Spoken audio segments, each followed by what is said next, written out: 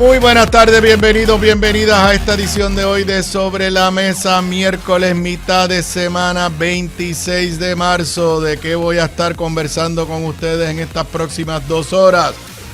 No uno, sino 2 aumentos de la luz nos vienen encima y bastante rapidito, y esto es separado del plan de ajuste de deuda, de todas las otras cosas que vienen por ahí. Aunque la gobernadora decía que no nos preocupáramos, llegan los primeros recortes en salud. Secretaria de Estado todavía no ha presentado sus estados financieros para poder ir a vistas de confirmación. Mañana, vista de comisión total del secretario de Salud, Víctor Ramos. ¿Enfrentará a un tiburón o a una tilapia? Converso con el ex secretario de Educación, Rafael Aragunde, sobre la agenda de Trump en educación y temas relacionados. Soplan vientos de cambio en el DMO y el escándalo del Signal Gate de Trump. Si no sabe de qué se trata, quédese en sintonía con Sobre la Mesa. Esos son los temas que voy a estar discutiendo en esta edición de hoy de Sobre la Mesa, que comienza ahora.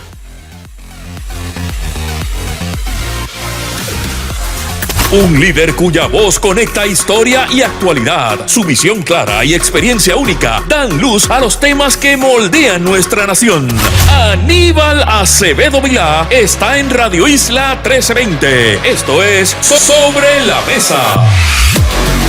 Nuevamente, muy buenas tardes para todos los que nos estén escuchando hoy, miércoles, mitad de semana. Aquí estoy en vivo como todos los días de lunes a viernes desde las 3:55. Para los que están en vivo son las 3:57 de la tarde. En vivo me escuchas a través de toda la cadena de Radio Isla 1320. Además, me puedes ver y escuchar vídeo también a través de www.radioisla.tv, en la aplicación móvil de Radio Isla, en el canal de YouTube de esta emisora, en la página de Facebook de esta emisora y en la página de Facebook de este servidor. Eso quiere decir que en vivo nos pueden escuchar y nos pueden ver los que están aquí en Puerto Rico y muchos que yo sé que nos siguen desde la diáspora gracias a la magia del internet. Si por alguna razón no me escuchaste, no me viste en vivo, esta edición de hoy de Sobre la Mesa, al igual que todas, se retransmite a las 10 de la noche por el canal 85 de Liberty Cable TV. Además,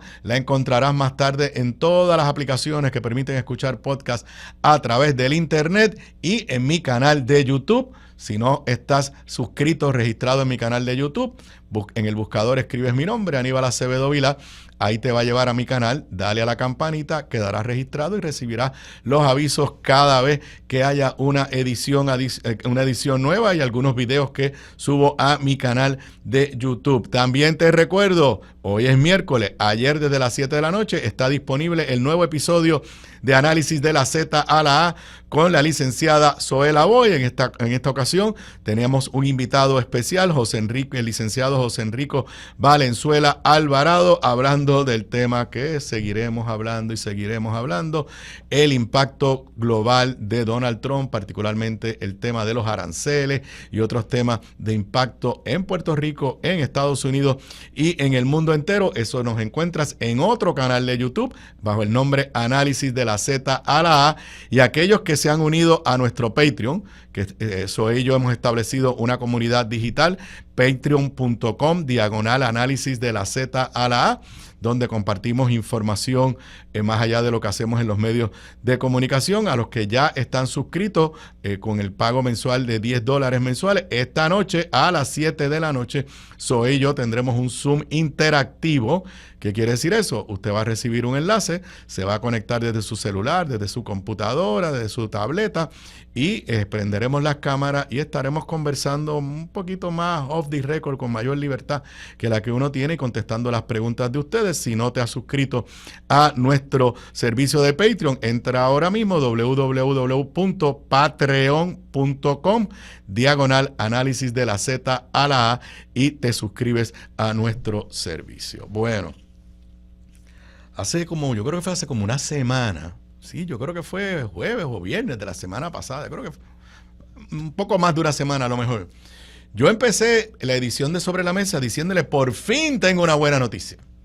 Y la buena noticia era que Luma le había solicitado a el negociado de energía que en la revisión que hacen cada 3 meses de lo que hemos llamado el maldito, le llamo yo, ajuste por combustible, que es esto que sube y baja, pero la mayoría de las veces sube, pues la buena noticia es que Luma estaba pidiéndole a la Junta, al negociado de energía, que para los meses de abril, mayo y junio bajara el ajuste por combustible.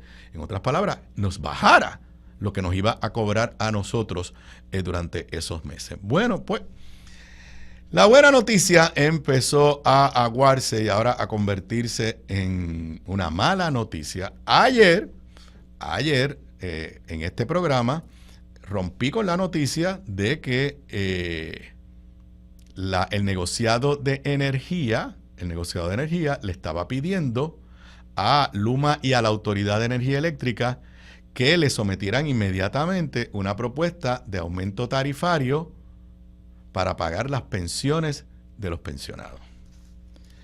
Eso, que originalmente era una petición, o sea, la noticia ha corrido rápidamente, que originalmente era una petición del negociado de energía, entidad del gobierno de Puerto Rico, a la Autoridad de Energía Eléctrica y a Luma, diciéndole: tienes que decirme cuánto hay que aumentar en el ajuste por combustible, el que hasta la semana pasada nos habían dicho que nos iban a bajar, cuánto hay que aumentar para pagar las pensiones de los pensionados. En la tarde, todo esto ayer, la gobernadora dijo que eso no se justificaba, que ella había enviado un proyecto de ley a la legislatura, que ese proyecto de ley permitía una reasignación de dinero del gobierno central, lo que le llaman por ahí el Fondo General, y que con eso no había que aumentar la tarifa. Además dijo que obviamente que eso requería la aprobación, adivinen de quién, de la Junta de Control Fiscal. Con eso me fui a dormir ayer. Esta mañana, cuando me levanto, encuentro el periódico, página 10 del periódico El Nuevo Día, ahí está el titular: a partir de junio asoma alza en la luz para el pago de pensiones de la Autoridad de Energía Eléctrica. Aunque el titular dice que es a partir de junio, la nota de Manuel Guillama Capella está claro que no es necesaria, a partir de junio, sí, porque lo que iban a cubrir era abril y mayo. Esto fue como nos levantamos. Ahorita le voy a decir dónde estamos, pero esto es una novela. La soga siempre parte por lo más fino. ¿Y qué es lo más fino? Los abonados. Nota de Manuel Guillama Capella. A una semana de que el sistema de retiro de la Autoridad de Energía Eléctrica se quedará sin fondo. A una semana. Esto es bien importante. Dejándolo todo para última hora. Cuando usted deja algo para última hora, usted sabe muy bien. A veces puede ser que se le olvidó, pero la mayoría de las veces porque no tiene una solución. Porque no sabe qué hacer. Estamos a 26 de marzo y ya el 1 de abril no hay dinero en el fondo para pagar las pensiones de los retirados de la Autoridad de Energía Eléctrica. Vuelvo a la nota. A una semana de que el sistema se quedara sin fondos, la Junta de Supervisión Fiscal aprobó ayer una reprogramación presupuestaria que destinará 50 billones del gobierno central a la corporación pública para cumplir con las obligaciones con los retirados a lo largo de abril y mayo. La gobernadora había dicho: yo mandé un proyecto para 75 millones y ahí está abril, mayo y junio. La Junta le contesta ayer: no, yo te voy a aprobar solamente para abril y mayo 50 millones, pero miren el próximo párrafo. La reprogramación, de acuerdo con la carta del director ejecutivo de la Junta, está condicionada a que en o antes del viernes, o sea, pasado mañana, la Autoridad de Energía Eléctrica le someta al negociado una petición para un ajuste tarifario de emergencia que permitirá que durante junio los aproximadamente 25 millones que el sistema de pensiones requiere se sufraguen por medio de las facturas. Así que, primero fue el negociado de energía el que dijo: tráeme una propuesta para pagar abril, mayo y junio con un aumento en la factura. La gobernadora dice: eso no tiene que ocurrir porque yo conseguí los chavos. Ayer, que lo que vemos en el periódico de hoy, ayer la Junta de Control Fiscal dice: no. Yo te voy a aceptar, gobernadora, reprogramar dinero del gobierno central para abril y mayo, pero te lo voy a aceptar solamente si tu Autoridad de Energía Eléctrica le envía a el negociado de energía una propuesta para aumentar las tarifas a partir de junio para pagarle a los pensionados. La gobernadora se reunió hoy con la Junta de Control Fiscal y tengo ahí el clip, si lo puedes poner en pantalla, que es el próximo, donde la gobernadora, el titular a mí me llenó de entusiasmo. Gobierno de Jennifer González y la Junta de Fiscal alcanzan acuerdo preliminar sobre las pensiones de la Autoridad de Energía Eléctrica. Yo dije, bueno, pues si la gobernadora está anunciando un acuerdo, quiere decir que aparecieron los chavos de algún otro lado y que no es de la tarifa. Subtítulo de la noticia del Nuevo Día Digital: tras una reunión que se extendió por casi 2 horas, la gobernadora anunció que se le dará paso a una reprogramación del presupuesto actual que cubrirá solo el mes de abril. Y ahí fue que yo dije, pero espérate, si la Junta ayer le envió una carta diciéndole, te apruebo abril y mayo, pero me tienes que subir la factura de junio en adelante, ¿cómo es que buena noticia que ahora solamente resolvieron para abril?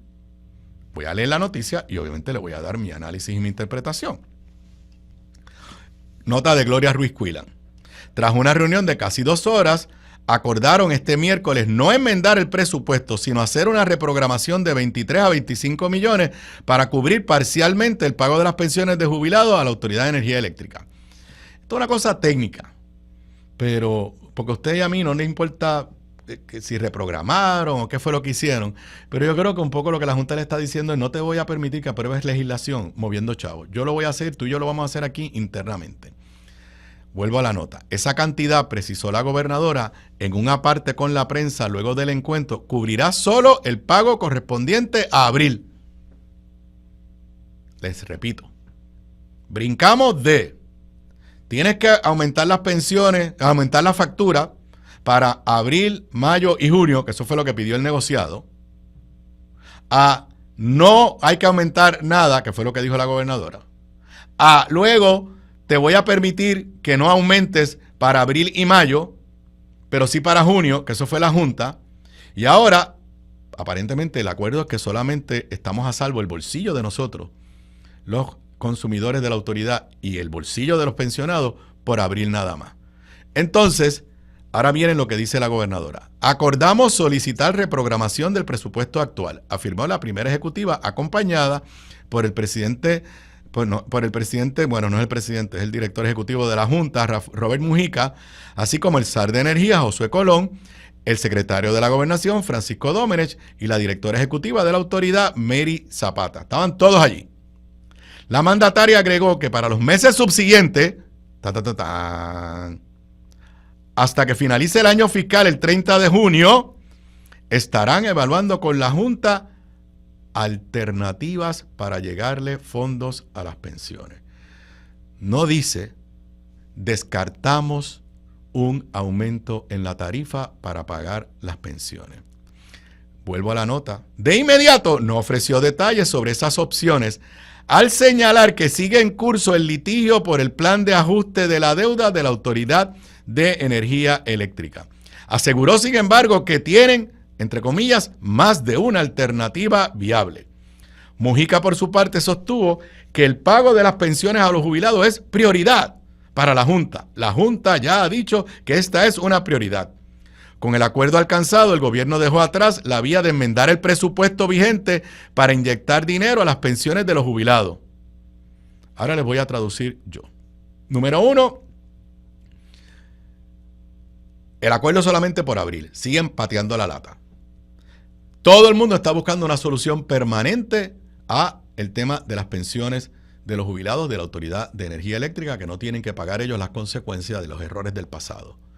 Y como escuché, me parece que fue a los chicos aquí en Puestos por la Mañana, a todos los demás pensionados del gobierno no se les tocó las pensiones y sería totalmente injusto que no se le dé el mismo tratamiento a los de la Autoridad de Energía Eléctrica. Cuando la gobernadora en estas declaraciones de hoy hace referencia a que sigue en curso el litigio por el plan de ajuste de la deuda de la autoridad, el plan de ajuste hay que presentarlo este viernes, lo presenta la Junta. Le voy a decir lo que yo creo que va a pasar. En el plan de ajuste, la Junta le va a decir a la jueza Taylor Swain, para resolver el problema de los pensionados, nosotros la Junta estamos recomendando, entre paréntesis, exigiendo, que cuando el negociado de energía revise la tarifa, que separado de este tema, el negociado de energía está llevando a cabo un trabajo, una evaluación para revisar la tarifa efectiva el 1 de junio por mandato de ley. Pues yo creo que el plan de ajuste va a decir, en esa revisión de la tarifa, el negociado va a incluir una partida de la tarifa, de lo que paguemos, para las pensiones. Y lo que yo creo es que aquí llegaron a un acuerdo donde la gobernadora va a decir, yo no autoricé ese aumento en la tarifa, eso es parte del plan de ajuste de deuda de la Junta son unos malvados, como ya lo ha dicho varias veces, pero cuando llegue el momento no se va a oponer ante la jueza Taylor Swain. Lo mismo que pasó con el plan fiscal de la Junta, que la gobernadora puso el grito en el cielo y sin embargo no ha presentado ni un solo documento para enmendar el plan fiscal de la Junta, y lo mismo que pasó cuando se anunció los asesores del grupo negociador que iban a cobrar $1 millón al mes, que la gobernadora puso el grito en el cielo, pero no compareció ante la jueza Taylor Swain para oponerse. Así que prepárense que el aumento, si no va a ser en abril, a lo mejor no es en mayo, a lo mejor no es en junio, pero yo estoy casi seguro que de julio en adelante ese aumento viene. No importa lo que diga la gobernadora, a menos que de verdad nos traiga una solución creativa. Pero hasta ahora, reprogramar dinero del presupuesto, me parece que la Junta no se lo va a permitir. Porque si la Junta empieza a abrir la puerta de otros potes para pagar, en este caso, a los pensionados, número uno, se debilita el caso que ella está haciendo ante la jueza Taylor Swain, la Junta, de que no hay chavos para pagar a los pensionados, porque todas estas cosas, incluyendo los pensionados, pues son las cosas que la autoridad tiene que pagar antes de pagarle a los bonistas. Ese sería el primer argumento. El segundo argumento es que ya la Junta dijo que le va a pagar a los bonistas de algún otro pote que no es la tarifa. Así que ese algún otro pote, la Junta lo va a estar protegiendo para que de ese otro pote es que se le pague a los bonistas. Esa es mi interpretación. Ahora, lo que por poco me quedo en shock cuando leí anoche a las 11, by the way, se me olvidó decirlo, anoche fui para la guarida del pirata, por eso fue que esto lo leí, camino de Quebradilla, yo contento, porque mis piratas le ganaron a los cangrejeros de Santurce, le quitaron el invicto. Yo en mi carro estaba con 3 cangrejeros, mi hijo Juan Carlos, su esposa Jan Lee, mi sobrino José Aníbal, y pues yo vine contento, ellos vinieron muy tristes, pero a las 11, llegué a casa como a las 11:30, yo creo que fue cuando llegué a la casa o llegando a la casa, entro a la aplicación móvil del Nuevo Día, y esto sí que no tiene explicación. Autoridad de Energía Eléctrica propone cobrar a los clientes los fondos para pagar desembolso de $110 millones a Genera. Para recaudar en 6 meses el dinero necesario para cumplir con la enmienda, se requeriría un aumento tarifario de más de 1 centavo por kilovatio. Voy a leer esta nota de Manuel Guillama Capella, no está en el periódico impreso, porque me imagino que el Nuevo Día se enteró tarde en la noche, presumo que mañana tendremos historia en el periódico impreso. Quiero decirle que a esta hora no he escuchado a nadie del gobierno refutando esta información. ¿Saben por qué? Porque en esta ocasión no es la Junta de Control Fiscal la que está pidiendo el aumento.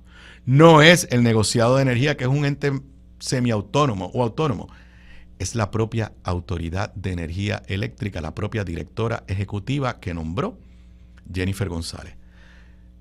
Leo la nota. Las partidas necesarias para sufragar los desembolsos ascendentes a $110 millones por concepto de la enmienda propuesta al contrato de Genera PR provendrían de un aumento en la cláusula de ajuste por combustible que los consumidores pagan mensualmente en sus facturas, de acuerdo con la propuesta de la Autoridad de Energía Eléctrica que presentó al negociado, que obviamente tiene que autorizarlo. Cita textual. En cumplimiento con la orden del 28 de febrero del negociado, la Autoridad de Energía Eléctrica propone que los pagos a Genera se incluyan en el cargo de ajuste por combustible.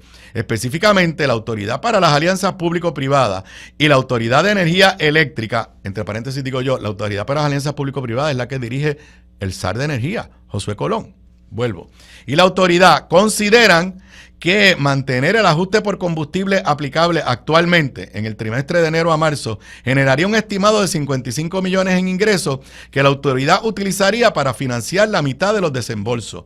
Los demás desembolsos se atenderían en la reconciliación del ajuste para el siguiente trimestre a julio a septiembre, subrayó la Corporación Pública en una moción de fecha del 21 de marzo, que digo yo, no las tenían escondidas y que aparentemente Manuel Guillama Capella la encontró. Cubrir 55 millones a lo largo de un trimestre supondría para los abonados un impacto cercano a los 1.3 centavos por kilovatio hora o un monto muy similar a la reducción tarifaria que Luma Energy propuso para los clientes residenciales en el periodo de abril a mayo, sobre la cual el negociado aún no ha pasado a juicio.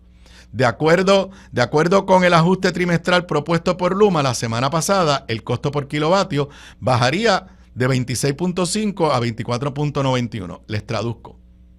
Con esto que acaba de proponer el gobierno de Jennifer González, que lo que nos está diciendo es, voy ahora ya mismo a lo del acuerdo, que lo que nos está diciendo es que para cumplir con el acuerdo que ya nos anunció como la gran cosa, es más, eso es lo que ella dijo, lo más importante que ella ha logrado en el tema energético.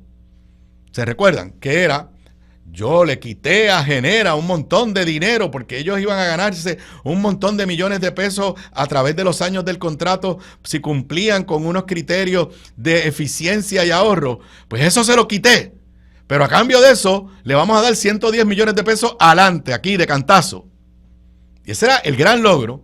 Pues lo que nos está diciendo es que por lo menos en este próximo trimestre, el ahorro que en Luma nos dijo que nos iban a dar, se lo traga Genera. Del bolsillo de Luma pasa al bolsillo de Genera, y ¿quién lo paga? Usted. Lo más impactante, número uno, es que cuando anunciaron esto, hace unas cuantas semanas atrás, la gobernadora no nos dijo. Todos creíamos que los 110 millones de pesos iban a salir de, pues, si el negocio era tan bueno, pues de algunos ahorros que tenía la Autoridad de Energía Eléctrica para pagarlo. Pero no solamente eso, contradice lo que dijo su mano derecha, secretario de la Gobernación, director de AFAF, Francisco Domenech, a Mili Méndez en Telemundo el 3 de marzo. Tengo dos videos, pásate primero el primer video, el cortito, el de 20 y pico de segundos. Escuchen. Lo dijo, hemos estado responsablemente en conversaciones con la Junta de Control Fiscal para identificar de dónde nos permiten sacar esos 110 millones que los hay en las arcas del gobierno. Ese dinero está en las arcas. Pero tienen que pedirle permiso a la Junta. Correcto, le tenemos que pedir permiso a la Junta que nos permitan utilizarlo, y hemos estado en conversaciones con ellos y son productivas las conversaciones porque ellos ven el ahorro, no han tomado una determinación final. Bueno, ahí lo escucharon. Eso fue el 3 de marzo. Estamos a 26 de marzo.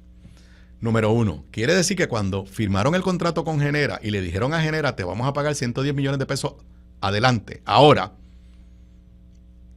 no sabían de dónde iban a salir los chavos. No tenían el ok de la Junta de Control Fiscal. Repito, cuando la gobernadora anunció con bombos y platillos, inclusive la gobernadora dijo que la gente de Genera estaba sufriendo porque habían entregado dinero, y al otro día el CEO de Genera le habló a sus accionistas y a Wall Street diciendo, estamos celebrando este contrato. Pero el 3 de marzo, Francisco Domenech, a nombre de la gobernadora, le dijo a Mili Méndez, no, nosotros hemos identificado dónde van a salir los chavos, le estamos pidiendo permiso a la Junta. Y ahora le dicen al negociado de energía, sácalo de la tarifa, súbele la tarifa a la gente. ¿Alguien sabe qué pasó en el diálogo entre la Junta y el gobierno sobre los 110 millones de dólares? Yo le voy a decir la verdad, lo que yo creo, tiene que haber conversaciones. Lo que pasa es que probablemente no se han puesto por escrito ninguna carta, porque quizás hasta la Junta está tratando de proteger a la gobernadora, y probablemente si se ponen por escrito le van a decir, gobernadora, usted hizo este acuerdo sin consultarnos a nosotros y nosotros no creemos que este es tan buen acuerdo nada.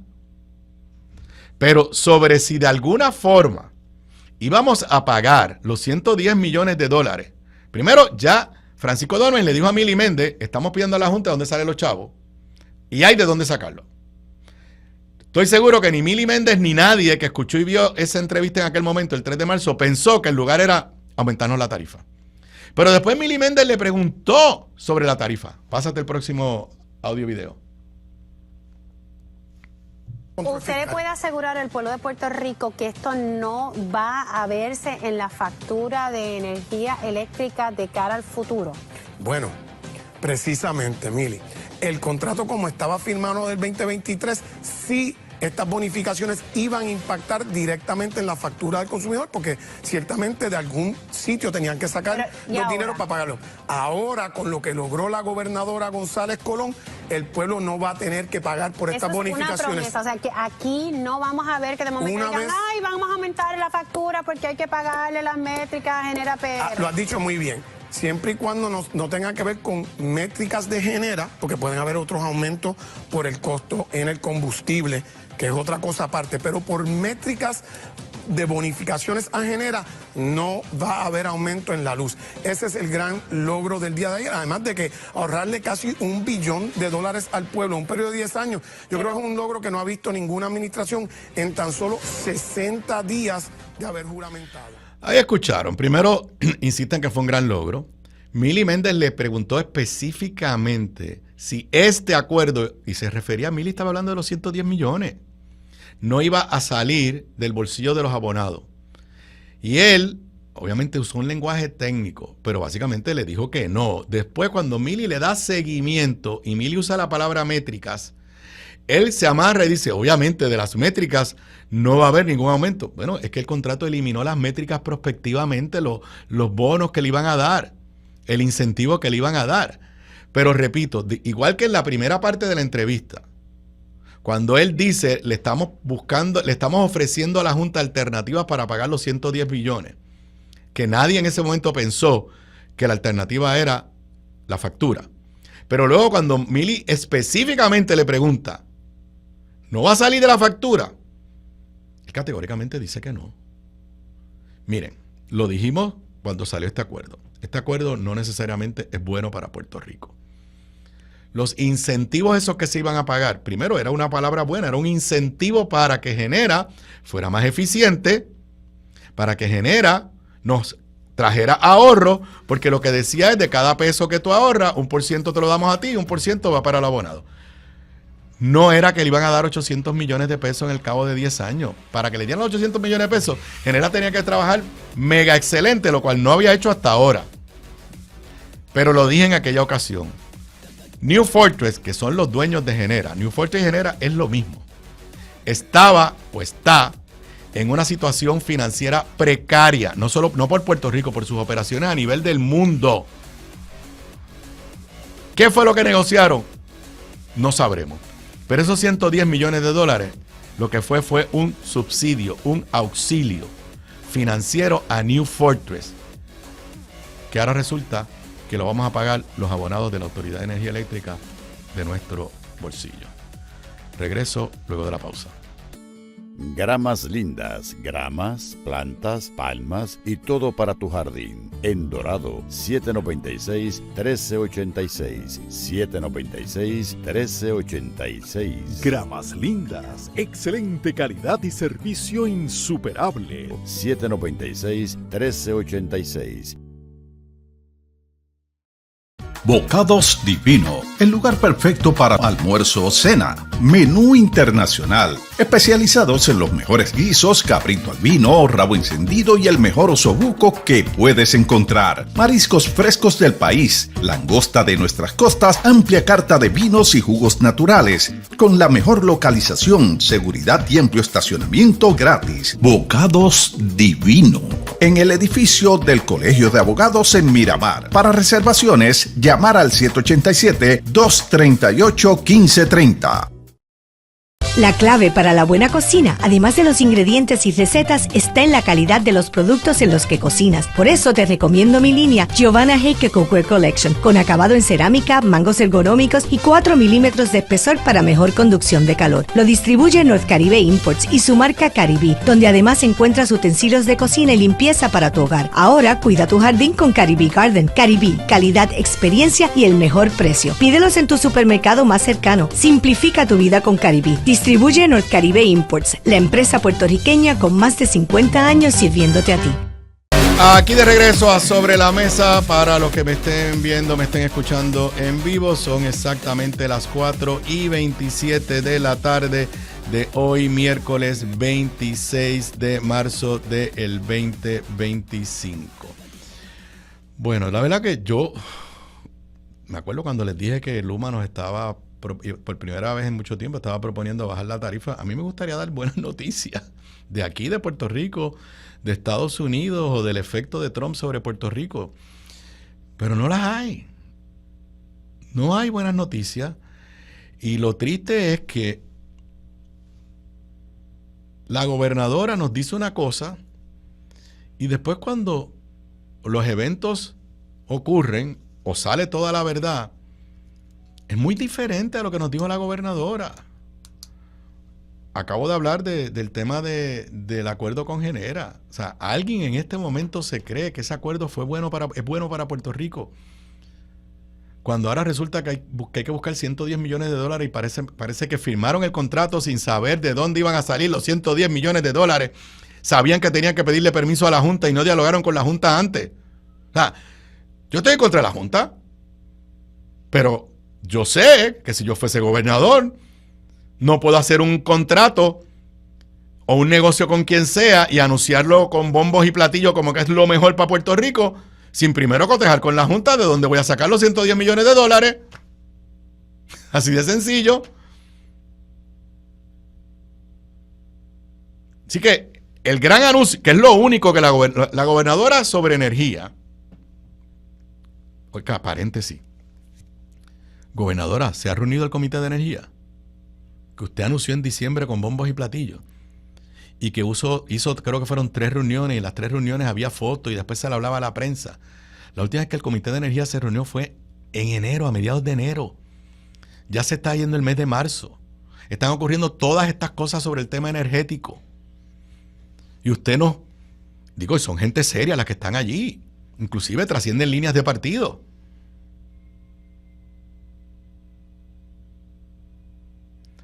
En energía, lo único que la gobernadora ha ejecutado es nombrar a Josué Colón, director de las APP, y ponerle el título de SAR de energía, pero no ha presentado legislación sobre qué rayos es eso del SAR de energía. Así que hoy, técnicamente, Josué Colón es el director de las APP. Tiene el mismo poder que tenía Fontanes, el de anterior. Poder en ley. Podrá tener un poder moral, podrá tener el oído de la gobernadora, todo eso. Pero poder en ley sobre Luma y sobre Genera no tiene ninguno. Nuevo. Tiene lo que les dan los contratos y lo que dice la ley de las APP. Y lo otro que ha ejecutado la gobernadora era este contrato de Genera. Ahora vayamos al tema que quiero discutir en este segmento. Cuando Pablo José, primero, cada vez que le hablan a la gobernadora de recortes de Trump para Puerto Rico, ella se va en negación.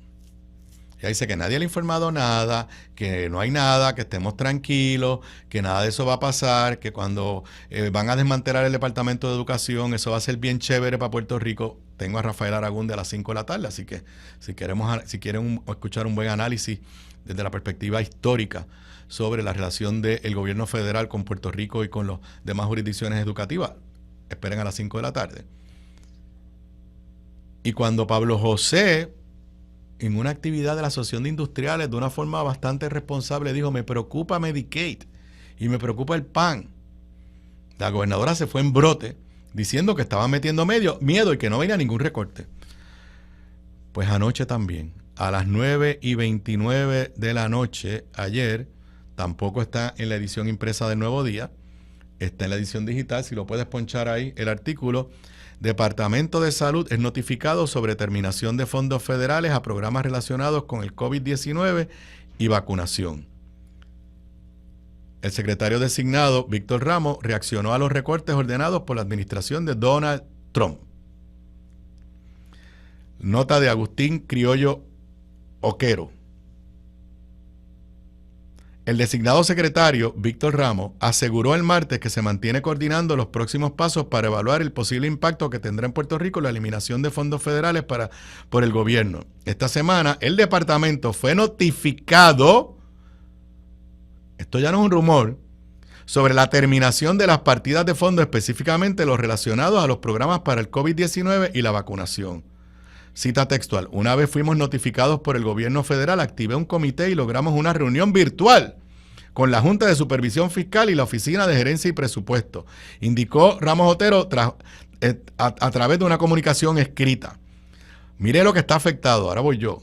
Los programas afectados son Programa de Equidad en Salud, el Programa de Inmunización y Vacunación para Niños. Señores, eso no es COVID. El Programa de Epidemiología y Capacidad de Laboratorio para la Prevención y Control de Enfermedades Infectuosas, EKC en inglés. Aunque todavía se desconoce la fecha concreta de la eliminación, el comunicado indica que la fecha final de las asignaciones será notificada próximamente por el Departamento de Salud Federal.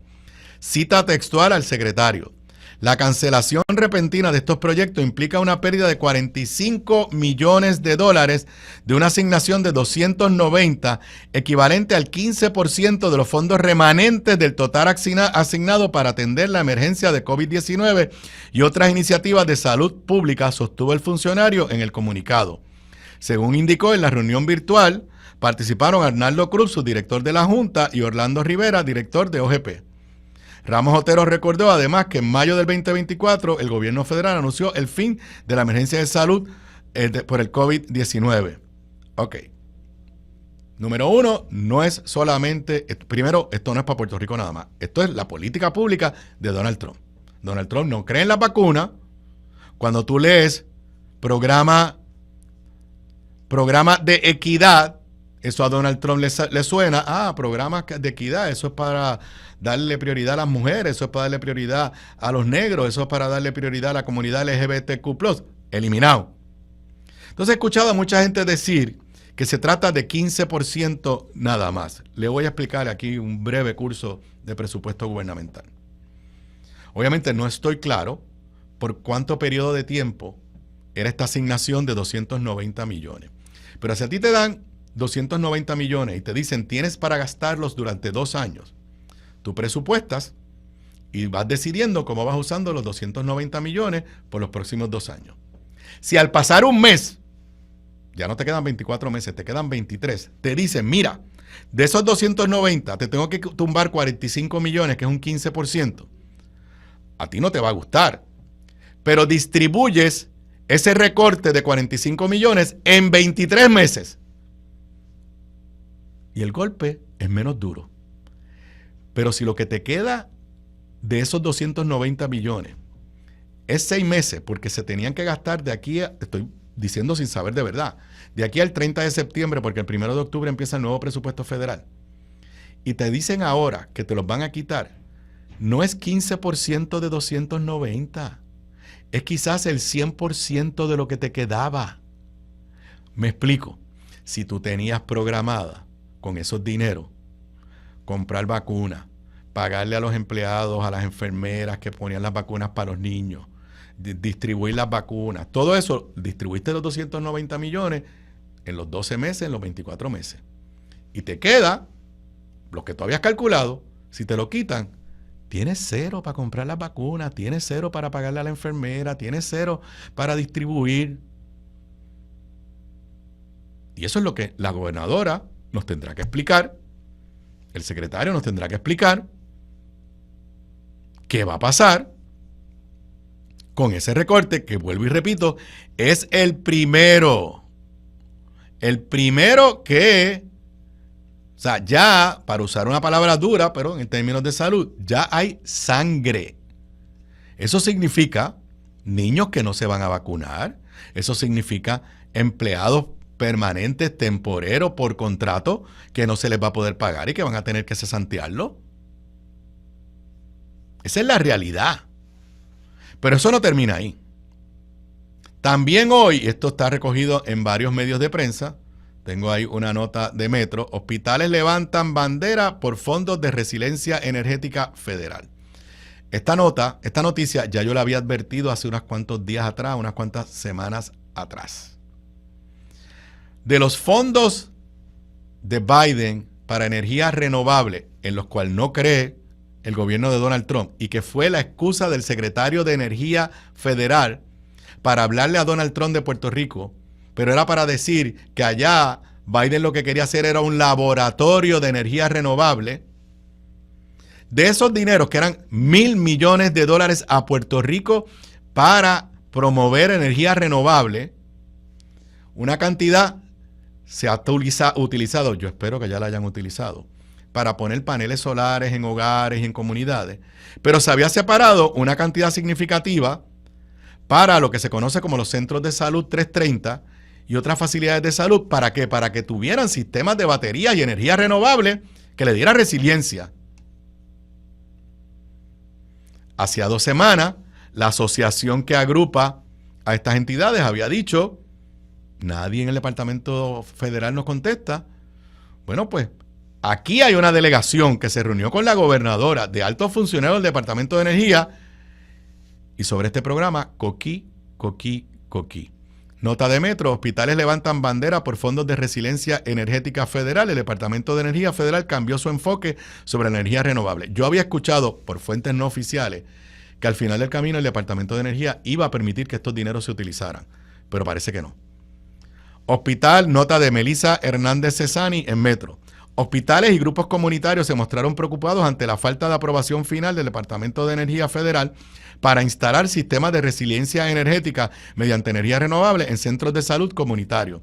Aunque el departamento anunció condicionalmente en diciembre del 2024 una inversión de $365 millones para estos proyectos, el acuerdo definitivo no se ha firmado. Específicamente, los grupos se alarmaron porque dicho financiamiento federal subvencionaría los costos de almacenamiento en baterías y tecnologías que asegurarán electricidad durante apagones. Dice, estoy aquí un poquito brincando. Obviamente explica que están listos. Estamos listos para comenzar. Ya tenemos personal capacitado y planes desarrollados, pero sin ese acuerdo final del departamento no podemos movernos. Cada día de retraso es un día más que nuestros hospitales siguen expuestos. Según los documentos del departamento, se aspira a que cerca de 450 centros de salud en toda la isla, por lo que beneficiaría directamente a 45,000 puertorriqueños. Yo creo que los 450 centros es un error del periódico. Además, se calcula que los sistemas de energía resiliente evitarían más de 140,000 horas de interrupciones.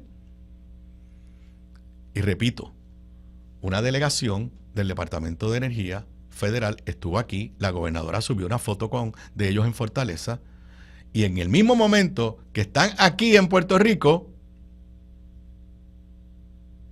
no le dicen a los centros de salud si esos $350 millones que había asignado Biden y que, ¿saben qué? Y que Jennifer González, cuando era comisionada residente, se los adjudicaba como un logro de ella, siguen congelados. Pero la gobernadora insiste en que las medidas de Donald Trump no nos van a afectar. Es más, ella cree que nos van a beneficiar. Regreso luego de la pausa. Aquí de regreso a Sobre la Mesa, hay una noticia rompiendo por ahí con el mundo de Donald Trump. Un tribunal de apelaciones validó la orden del tribunal de primera instancia del juez que Trump se pasa insultando y amenazando. Validó la orden de que se detengan los viajes estos donde montan a la gente en un avión, los acusan de ser criminales de una ganga venezolana y sin darle ningún tipo de debido proceso se los llevan para El Salvador, pero hablaremos de Trump al final de la edición de hoy de Sobre la Mesa. Bueno, hablando de los temas de salud, pues mañana es la comisión total o quizás el próximo capítulo o el capítulo final de la novela de Corín Tellado sobre el secretario de Salud, Víctor Ramos.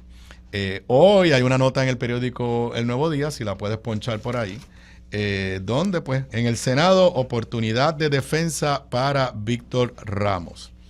Ayer finalmente hubo una conferencia legislativa y aquí me pongo el sombrero de mi experiencia como gobernador y como primero cuando fui asesor de un gobernador hace muchos años atrás, de Rafael Hernández Colón, que en paz descanse, luego cuando trabajé de cerca con Sila Calderón y obviamente y luego como comisionado residente y luego como gobernador y cuando he seguido los asuntos públicos. Yo no recuerdo un gobernador que se haya tardado tanto en reunir a los legisladores de su propio partido, que es lo que es la conferencia legislativa. Porque normalmente tú los reúnes pronto, les das como diríamos en buen español, un briefing de qué es lo que tú quieres lograr como gobernador o gobernadora. Te abres un poquito al departamento de quejas porque siempre los legisladores tienen quejas y hay que escucharlo. Bueno, pues ayer fue la primera reunión. Hay fotos y todo. Atendieron a la prensa juntos. Les había comentado que ha habido reuniones periódicas entre la gobernadora, Johnny Méndez y Tomás Rivera Chatz, pero yo no he visto ni una sola foto de esas reuniones. La gobernadora se pasa poniendo fotos con cuánta persona se reúne y fotos familiares, pero de ellos tres juntos no había habido nunca ninguna. Ayer la hubo. Muy poco desde el punto de vista noticioso que haya salido de esa reunión. Pero Gloria Ruiz Cuilán, nuevamente en el periódico El Nuevo Día, página 6, oportunidad de defensa para Víctor Ramos. El designado secretario de Salud podrá responder ante la Comisión Total a las imputaciones de las que ha sido objeto. La Comisión Total del Senado espera que este próximo jueves, o sea mañana, Víctor Ramos se defienda de las imputaciones que ha enfrentado públicamente, conteste todas las preguntas a las que se ha sometido y presente su plan de trabajo para una agencia que posiblemente encare recortes de fondos. Así lo indicó ayer el presidente del Senado cuando El Nuevo Día le preguntó sobre sus expectativas con la audiencia pública. Cita textual, lo hicimos en comisión total para que todo el mundo tenga la oportunidad de preguntarle con amplitud y él tenga la oportunidad de defenderse. No tan solo de las alegaciones que pueda haber con o sin fundamentos, sino también para que él pueda plantear allí, cuál es el mapa de ruta que tenemos como gobierno en términos de lograr garantizarles a todos los puertorriqueños acceso a los servicios de salud. Máxime cuando hay un escenario donde hasta ahora no hemos sido impactados. Ya fuimos impactados. Este soy yo. Pero sí hay contingencias si nos recorta algún fondo federal o alguna ayuda que pudiera lastimar ese sector de la salud, dijo Tomás Rivera Chatz. Por la mañana va a estar Carlos Díaz, el presidente del Colegio de Médicos Cirujanos, y luego por la tarde va a estar Víctor Ramos. Mi lectura es que Tomás Rivera Chatz le está dando un poco la agenda pública y presumo que privadamente a Víctor Ramos de qué es lo que él tiene que hacer para salvar su nombramiento. Que le conteste a los populares, a los pipiolos, a Eliezer Ramos, a Eliezer Molina, pues todos estos temas de las dos auditorías y qué sé yo. Pero nosotros los del PNP le vamos a preguntar, Víctor, ¿y qué tú vas a hacer con el recorte que te anunció ya el Departamento de Salud Federal? Víctor, ¿cómo tú vas a lograr salvar los fondos de Medicaid allá en el Congreso de los Estados Unidos? Víctor, ¿cuál es tu posición sobre el aborto?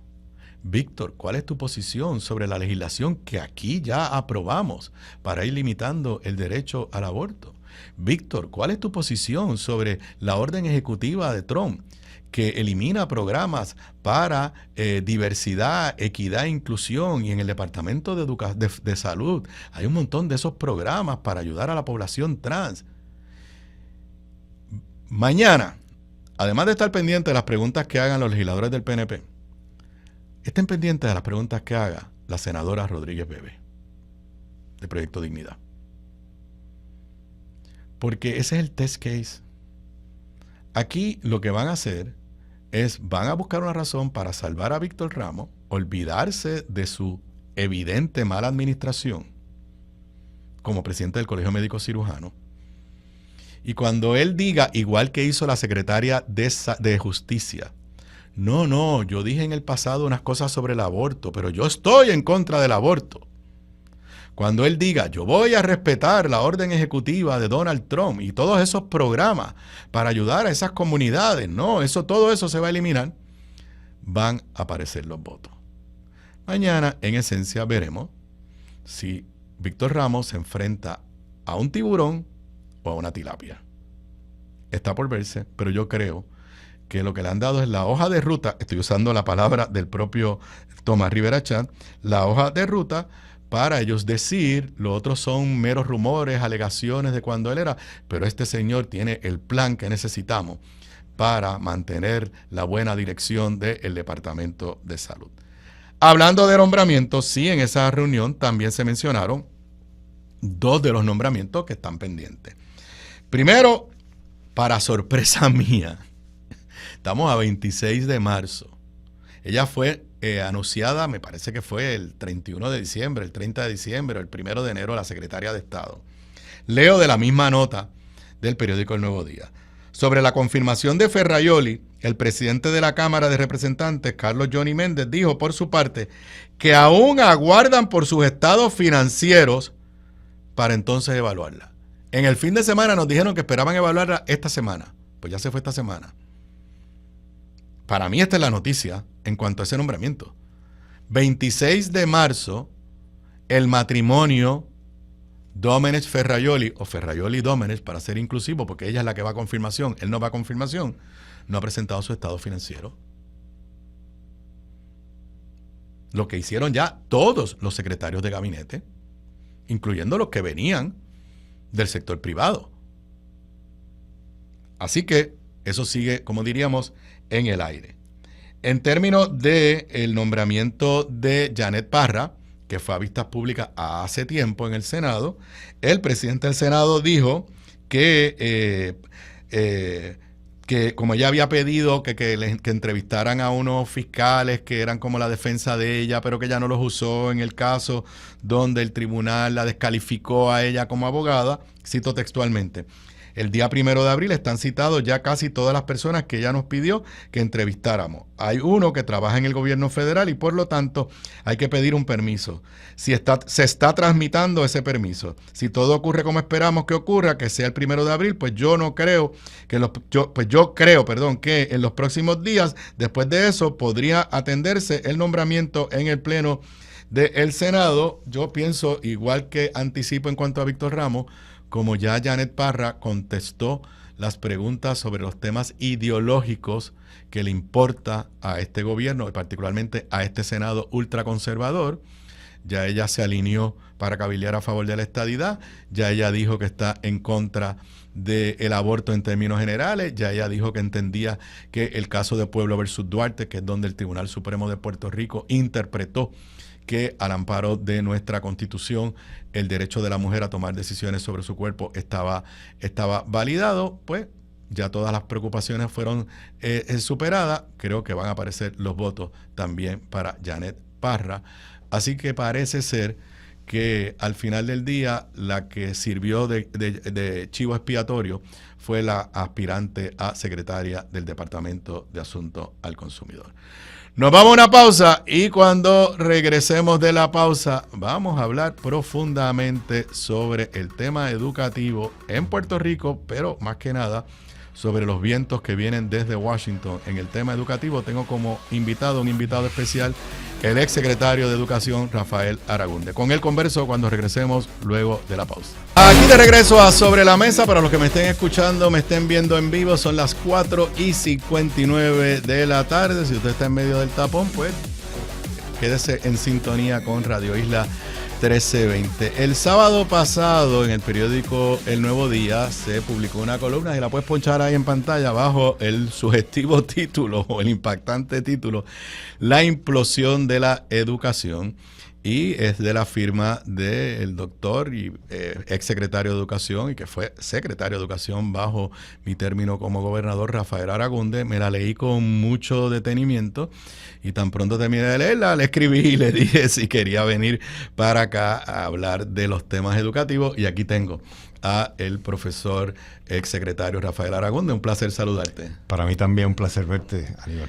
Antes de entrar obviamente al tema que tú abundas en la columna, que es tomas de coyuntura, esta determinación o iniciativa, como le querramos llamar, de Donald Trump de eliminar el Departamento de Educación Federal, para lo cual pues ya firmó una orden ejecutiva y ya están empezando a darse unos pasos. Quizás tú tienes alguna información, pero una pregunta general: ¿qué estás haciendo con tu vida después que saliste de secretario de Educación? Yo me he dedicado a dar clases en la Universidad Interamericana, en el programa graduado. Ofrezco cursos de doctorado y en ocasiones también para estudiantes de bachillerato, de filosofía mayormente, y de política cultural y de esas cosas que nos entusiasman a los filósofos, y he escrito algunos libros, como pues El desconsuelo de la filosofía, editorial Callejón. He escrito otro libro que se llama La educación como salvación en tiempos de desilusión,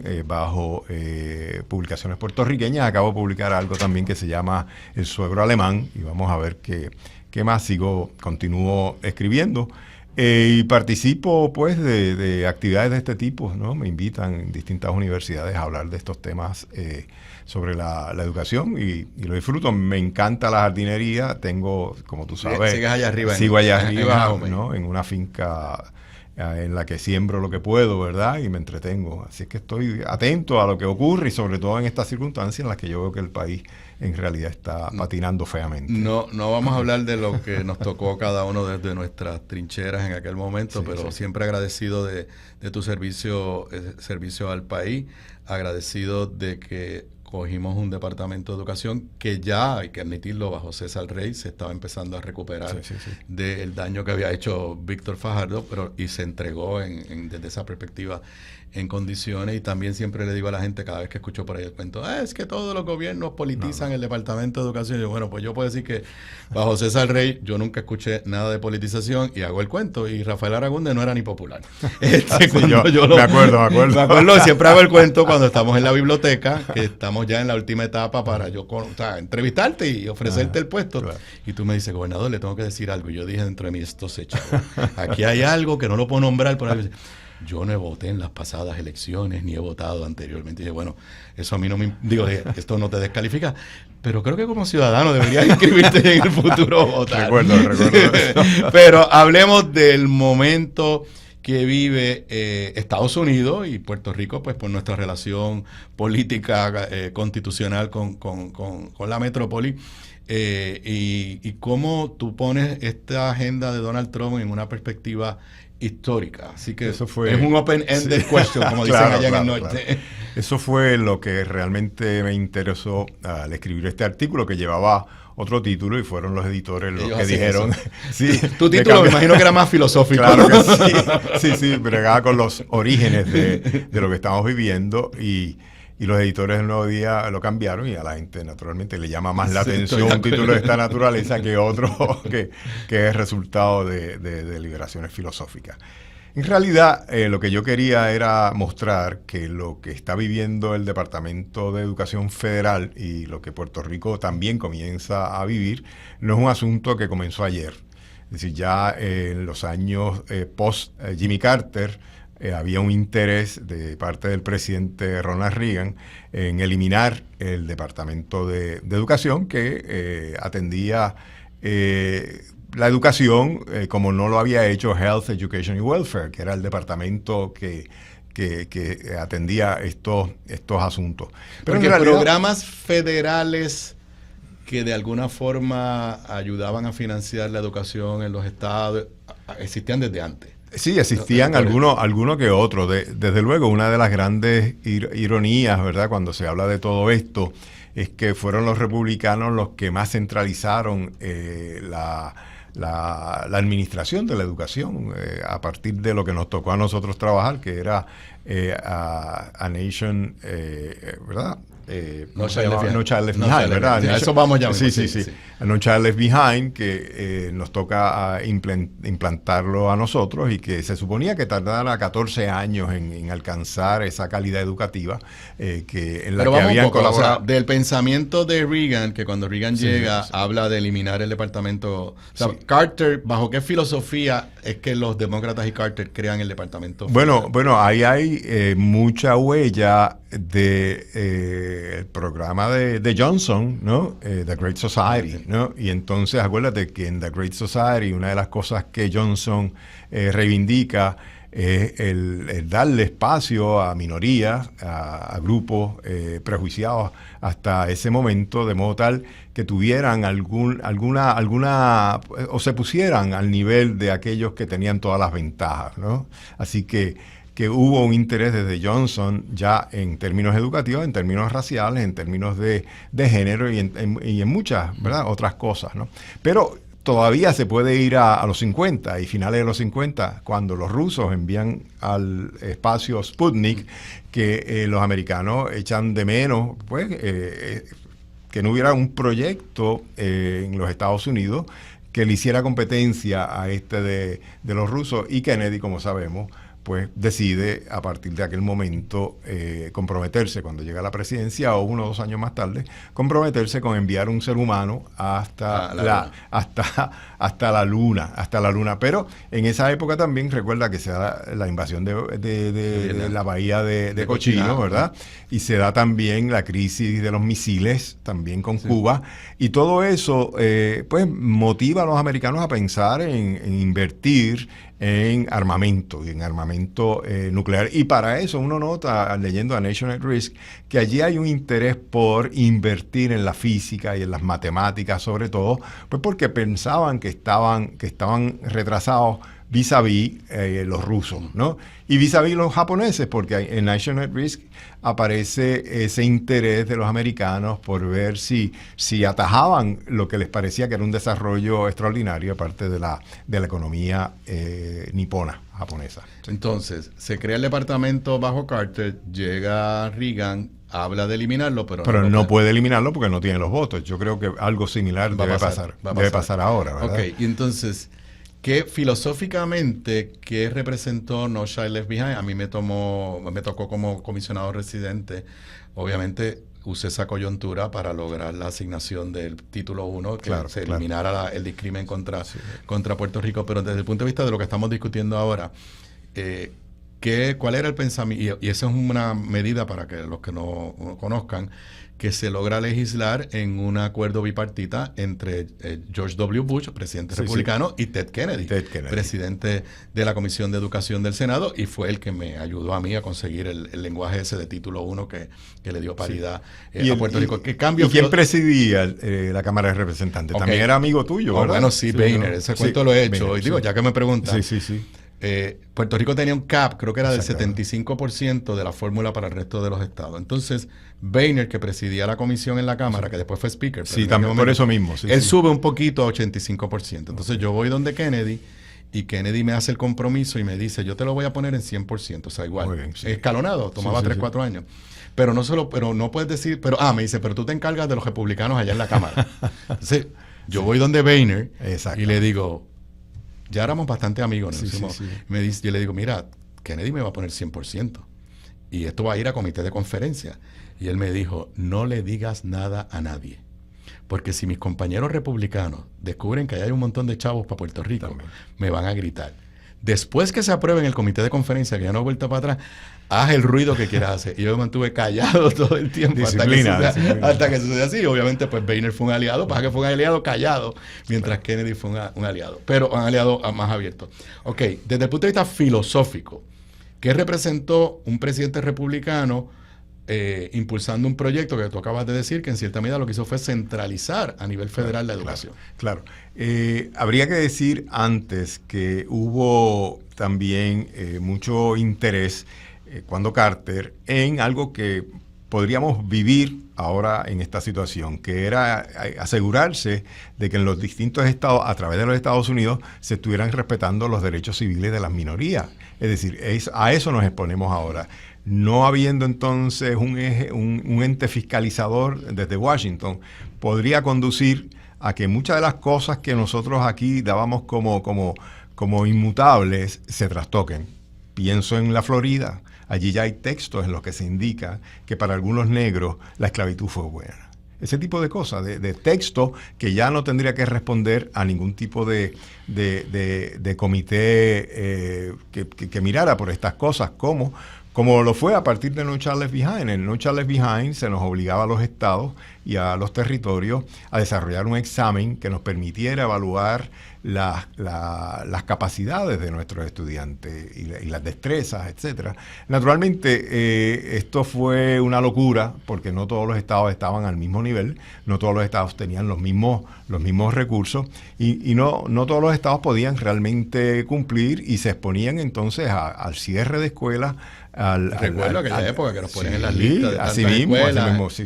Y la gente olvida, por cierto, hablando de cosas que se olvidan, que nosotros de los 4 años en los que estuvimos allí, 3 años, yo tengo los recortes de periódico, una pena que no los haya traído, ¿verdad? Pero 3 años nosotros cumplimos con No Child Left Behind y redujimos lo que parecía ser un oleaje que no lo iba a detener nadie. Luego, al año, se volvió otra vez a caer en lo mismo bajo la dirección o bajo el secretariado de Carlos Chardon. Sí. Pero hasta ese momento nosotros realmente... Y fue un asunto de seriedad, ¿verdad? Que es lo que uno echa de menos, un compromiso con lo académico y proyectar ese compromiso a través de toda la isla. Yo creo que entusiasmaba a los directores que yo los reuní en Guaynabo, ¿verdad? Los 1.500, porque entonces había 1.523 escuelas. Wow. Y lo mismo los superintendentes, que eran alrededor de 100. Los convocábamos. En Guaynabo había unas instalaciones bastante grandes. Yo obviamente, pues tú y tu equipo corrían los detalles, pero sí yo recuerdo que sentíamos una presión por No Child Left Behind, y yo nunca la interpreté como una presión indebida, sino era como un reto te vamos a medir y tienes que ir cumpliendo con unos criterios. Y esa medición pudo haber sido de forma distinta y nosotros empezamos a trabajarla, pero la echaron hacia el lado, que era, en vez de tanto examen de rellenar bolitas y qué sé yo, que los muchachos trabajaran ensayos y relatos y cosas que se prestaran más a su carácter y a su personalidad y a la época. Eso costaba trabajo, pero realmente lo que yo viví en el Departamento de Educación, ahora que uno escucha tanto caso de corrupción, fue una colaboración extraordinaria de la gente que colaboró con nosotros, pero compromiso. Yo recuerdo, y está en uno de mis libros, que algún día volveré a revivir, es que ya luego de las elecciones que yo pierdo con Fortuño, Phil Maestre, que era el encargado de Maestri, creo, leí que se retiró, Phil Maestri, que era el encargado de Puerto Rico en todos estos temas de ir dejando atrás los tiempos de Víctor Fajardo, para llamarlo de una forma, me mandó una carta pidiéndome que de alguna forma yo convenciera al gobernador entrante que dejara más o menos el mismo team que tú tenías, bregando con todos los temas federales. Obviamente... Habían diferencias en enfoque extraordinarias que yo creo... No, en aquella época yo todavía recuerdo los ataques y las críticas, porque nosotros habíamos detenido un programa, el de Reading First, porque en Puerto Rico no había problema de lectura, ¿verdad?, de los niños. Entonces había como una insistencia a coger todos los fondos. Es una de las cosas que yo estoy diciendo para arriba y para abajo cuando se me invita. Esa obsesión con los fondos federales hay que evaluarla adecuadamente, es decir, acercarnos a ella críticamente y no fondos por fondos, porque lo que genera eso es la pillería, ¿verdad?, y la deshonestidad. Ok, pero entonces, viene No Child Left Behind, vamos a mantenernos en qué pasa a nivel federal. O sea, de ahí yo te tengo que admitir, No Child Left Behind se suavizó, se derogó, o sea, ¿qué hace Obama? Obama reduce, no deroga del todo, ¿verdad? Reduce. Tú sabes que los presidentes, cada uno, o los secretarios de educación, tiene... Every Child Succeeds, es el nombre de la ley de educación de Obama. Pero que Obama, como en tantas otras cosas, ¿verdad?, uno, pues por la simpatía que sentía con él, pues le toleró un poco cierta lentitud. Él no atendió como debía haber atendido, que era eliminarla tuvo que eliminarla a los 2 o 3 años, ¿verdad?, porque no había realmente, ninguno de los estados había alcanzado, ¿verdad?, esa excelencia, ¿verdad?, que se andaba buscando. Y luego tuvimos nosotros la mala suerte también en aquella época de contar con una secretaria que era Margaret Spellings, ¿no?, que no entendía realmente de Puerto Rico, de culturas distintas, no venía en esa onda, que es lo que uno respira en otros educadores y en tantos educadores en Estados Unidos, esa conciencia de que, y lo que se está poniendo en entredicho ahora, ¿verdad? ¿Y cómo llegamos a donde estamos ahora y que tú entiendes que va a suceder? Bueno, primero, ¿qué significado, o sea, qué impacto puede tener esa orden ejecutiva más allá de la directriz que pero yo no sé si tú has visto a la Lady McMahon. Bueno, yo he visto los videos en sí, ¿verdad? Pero que ella esos son los únicos pero que tú yo he visto. observas en ella francamente una actitud como de confusión. Es decir, ella no conoce el Departamento de Educación y entonces está allí para seguir los mandatos que me imagino le imponen. Así es que el asunto es triste porque podría realmente desatender las prioridades que nosotros tenemos. Y esas prioridades son claves. Es decir, nosotros no somos los Estados Unidos, y este era uno de los asuntos que traíamos a colación cuando yo iba a Washington o me reunía con ella y otros secretarios de distintos, que había que tener unas consideraciones porque no era lo mismo, ¿verdad?, imponer un examen, qué sé yo, en Boston, ¿verdad?, o en Connecticut o acá en Nueva York, ¿no?, que hacerlo acá en Puerto Rico. Y lo que yo observo es mucha improvisación. Y esa improvisación podría afectarnos a nosotros. Por ejemplo, los fondos que a mí me parece que son los más importantes. Aparte, Título 1 es bien importante porque realmente atiende todas las escuelas ¿verdad? Y la cantidad. Sí, la cantidad. Pero el asunto de educación especial es serio. Es decir, si tú empiezas a enviar esos fondos a otros departamentos, a otras agencias, para que eventualmente lleguen hasta acá, habrá que ver cómo llegan y si llegan, ¿no? Así que hay una preocupación muy seria, sobre todo por los fondos de educación especial.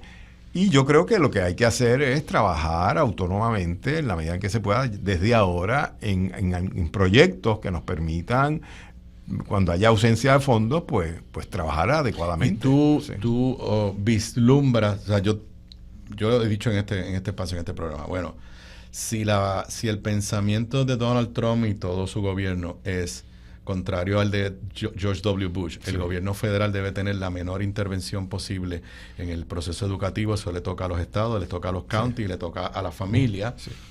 Y por eso pues quiero eliminar el Departamento de Educación, pero entonces después añade, pero voy a dejar los fondos. Mi hipótesis es, una vez tú adoptas como filosofía de gobierno central la menor intervención, lo próximo es, pues te tengo que dar menos dinero. Tú temes que más allá de que una cosa es, no hay Departamento de Educación, y la interrogante es cómo llegarán los dineros y cómo se fiscaliza o se utilizan los dineros por Puerto Rico, por el distrito de la ciudad de Nueva York, los que sean.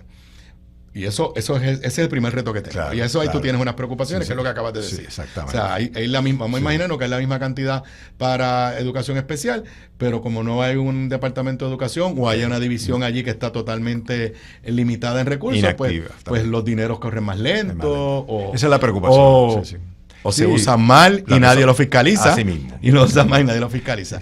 Pero conociendo y en el mundo que tú te desenvuelves, tú temes también que el próximo paso sea, bueno, pues si tengo X billones de dólares para Título 1 en todo Puerto Rico, X billones de dólares para educación especial en todo Estados Unidos, X billones de dólares para educación especial en todo Estados Unidos, pues yo voy a empezar a hacer un recorte de 5%, 10%, 15%. ¿Tú ves que por ahí puede ir la cosa?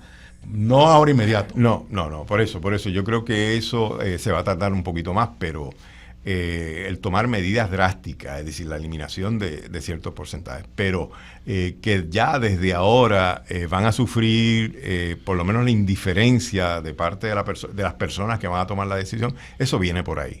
Es decir, cuando haya verdaderos reclamos, ¿no?, de ayuda, porque pues necesitamos salir de los atolladeros en los que nos encontramos tan a menudo, no vamos a tener a alguien sensible en Casa Blanca, y no la menciono a ella porque ella realmente no ha mostrado ningún interés en familiarizarse con los proyectos educativos de los distintos estados. Así es que esa reducción bien podría ser el resultado de ese empequeñecimiento que se va a dar de educación. Pero habrá que ver las elecciones de medio término, porque si Trump vuelve y gana con mucho respaldo, olvídate, eso puede realmente ser el apocalipsis. Y obviamente no vamos a entrar sobre por dónde anda el Partido Demócrata, eso son, como decimos por ahí, otros 20 pesos. Pero has mencionado varias veces la necesidad que tuviste tú y probablemente otro secretario de convencer, evidenciar que Puerto Rico es algo único, diferente y que no pueden aplicar la misma regla, como diríamos. Y ahí pues tengo dos preocupaciones. Quisiera saber cómo tú entiendes que eso impacta, que no tienen que ver con educación, pero uno, pues esta cosa de declarar el inglés como idioma oficial por orden ejecutiva, y la otra de eliminar todos los programas que le llaman DEI, Diversity, Inclusion. and Inclusion. Ajá. Claro. Ok.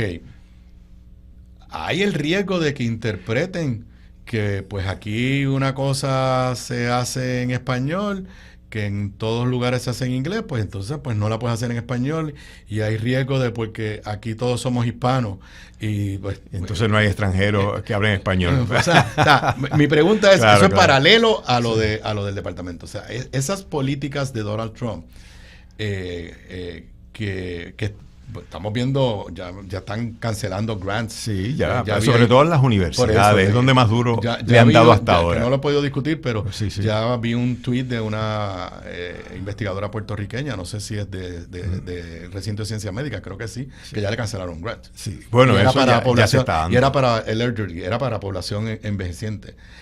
Pero estos dos choques, uno por un lado English only y otro por otro lado eliminar todo lo que es DEI, podría tener unos efectos sobre nosotros en el Departamento de Educación diferentes a cualquier otra jurisdicción. Bueno, en lo que respecta al idioma, siempre nos corresponde ir a Washington cuanto antes y aclararle que lo que para ellos puede ser un segundo idioma, para nosotros es el primer idioma, ¿verdad? Y eso me parece que es una tarea con la que tiene que cumplir el Departamento de Educación. Lo otro, lo que tiene que ver con los derechos civiles, yo creo que la cosa ahí va a ser más complicada, porque ahí hay mucha gente interesada, porque a mucha gente le va la vida en eso, ¿no? Sobre todo pues en las escuelas. Y una vez que tú tienes a la gente ya acostumbrada a reclamar por esas diferencias que Trump quisiera eliminar, ¿no? Totalmente, no se van a quedar dados, ¿no? Y eso es lo que yo creo que va a empezar a darse en Estados Unidos a la luz de lo que vivimos en estos días. A Colombia le han quitado $400 millones.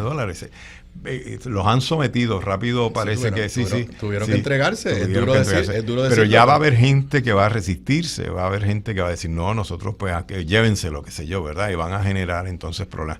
Yo creo que ante la posible crisis de esas visiones que van a quedar en entredicho y de gente que va a ser realmente vapuleada moralmente, ¿no? Yo creo que la administración de Trump podría empezar a ceder, como lo ha cedido con los aranceles, ¿verdad? Es decir, pues empieza realmente reclamando mucho, pero posteriormente va suavizando la cosa.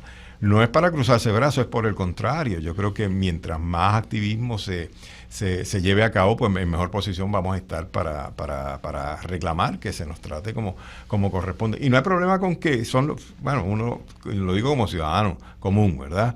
Pues uno sabe que los dineros no son de nosotros, pero hay una manera de trabajar estos asuntos que no nos impacte, ¿no? Que no impacte a la persona que se va a quedar sin ellos. Y esa forma de manejar con seriedad, con cortesía, con respeto, es lo que uno echa de menos aquí y que otra vez nos afecta día tras día, porque recuerda, los programas en el Departamento de Educación están coordinados con Washington, es decir, hay conexiones constantemente, se están sometiendo informes siempre, ¿verdad? Hay miedo allá también, es decir, aquí como lo hay aquí, nerviosismo, etcétera, y todo lo demás, también en Washington hay gente desesperada, sobre todo. Piensa, ¿verdad? El Departamento de Educación Federal corría allí en Washington como con 4.500 personas, ¿verdad? La mitad de un día para otro, ¿verdad? Un 40% creo, ¿verdad? Así que hay que ver cómo entonces se va a atender la cantidad de trabajo que se tiene que llevar a cabo. Es decir, aquí se van a abandonar mucho, por eso te digo que ahora mismo lo que vamos a ver es que se van a abandonar informes, no se le va a poder dar seguimiento a cosas que son muy importantes. Y eventualmente alguien le dirá a Trump con respecto a la cuestión de la investigación, mira, eso nos va a afectar a nosotros eventualmente, ¿no? El no continuar con investigaciones de esta naturaleza en términos estratégicos, ¿verdad? Supone para los Estados Unidos una pérdida, una confusión quizás, ¿verdad? Que es lo que se ha generado en Europa ahora mismo, donde la gente también está viviendo esto con mucho temor. Bueno, mucho temor. Tú tienes conexiones sí, familiares, conexiones sí. familiares con Europa. Yo he compartido a veces en público, pues mis ex compañeros cuando de la maestría en Harvard, casi todos son europeos, y gracias ahora a WhatsApp, pues todos estamos en comunicación. Correcto. Y el cambio, y te estoy hablando de abogados, porque todos somos abogados de mi edad, moderados, liberales, pero bastante proamericanos. Estudiaron 1 o 2 años en Harvard. Y el sentido de we are on our own, y ya no tenemos ese amigo que habíamos tenido y que era nuestro aliado, es impactante. Sí, no, y están no hay un solo europeo en esos grupos que yo tengo que salga a defender lo que está haciendo Trump. No, y Alemania, que es el lugar que yo mejor conozco, realmente está pasando por una situación porque hay un cambio de gobierno. Se cambia de una coalición que no estaba funcionando a un gobierno controlado por la democracia cristiana, que es bastante conservadora, ¿verdad? Y esta gente... Y un grupo de ultraderecha que son un 20%, es decir, sí. Eso lo que va a traer es que la democracia cristiana se eche un poquito más hacia la derecha, ¿no? También. Así es que hay mucho temor, pero en Francia también, ¿no? Y en Inglaterra, por lo menos en estos 2 países que te acabo de mencionar, Francia e Inglaterra, ha surgido como una disposición de parte del liderato, ¿no? Para hacer algo y no dejar a Ucrania sola y abandonada, ¿no? Así que, bueno, ya me hacen la señal por ahí, de verdad, Rafa, un placer tenerte, y pues de tiempo en tiempo te voy a llamar para filosofar sobre estos temas profundos. Yo regreso luego de la pausa.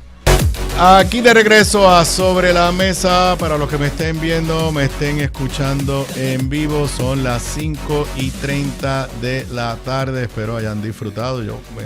Nos elevamos un poquito aquí filosóficamente con el profesor, exsecretario de Educación, Rafael Aragunde, pero me parecía que era una conversación necesaria para entender en su justa perspectiva lo que está pensando, está tratando de hacer Donald Trump y las posibles consecuencias para Puerto Rico. Sobre Donald Trump voy a hablar ya mismito, pero quiero tocar un último tema antes de hablar de Donald Trump, que es nuestro casi tema obligado, como he dicho siempre, he dicho las últimas semanas. Aquí hay 2 temas que hay que tocar prácticamente todos los días: el tema energético y el tema de Donald Trump. La gobernadora, y ese es su perfecto derecho, ha tomado la decisión de hacer unos ajustes significativos en los miembros de la junta de este organismo que se creó bajo el gobierno de Ricardo Rosselló, el DMO, que es el ente cuasi privado o semiprivado público para atender la promoción turística de Puerto Rico en el exterior. Nosotros tenemos ahora una bifurcación, la compañía de turismo, que también está en un cierto limbo. Aquí vamos un poquito a ver las cosas que hizo Ricardo Rosselló, algunas que fueron buenas y otras que se han quedado a mitad, y lo que está pasando ahora. Al crear la sombrilla del Departamento de del Departamento de Desarrollo Económico, se suponía que la compañía de turismo desapareciera y pasara a formar parte de una especie de programa dentro del Departamento de Desarrollo Económico. Eso nunca se ha ejecutado, aunque nunca se ha derogado la ley. Hay unos tecnicismos de por qué eso no se ha ejecutado, lo cual pues no es mi propósito en este momento. Ok, espérate, aquí me está mandando Mili Méndez. Bueno, yo luego de la pausa veo lo que me envió Mili, pero tiene que ver con el SAR de energía y el tema que estamos hablando, pero no puedo mirarlo por ahora. Y la compañía de turismo está a cargo, básicamente, de la promoción del turismo interno, donde tengo que decir y reconocer que en los últimos años creo que se ha hecho una labor excelente.